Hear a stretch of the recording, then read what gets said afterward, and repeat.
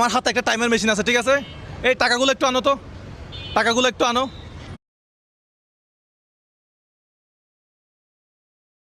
আমি তো চট্টগ্রামের মানুষ, এতদিন তো সব প্রোগ্রাম চট্টগ্রামে করছি। হ্যাঁ হ্যাঁ তো আমি যদি এই বাইকটা যদি এখন ধরেন, এটা তো একটা ড্রর মাধ্যমে একজন মানুষের হাতে যাবে, মানে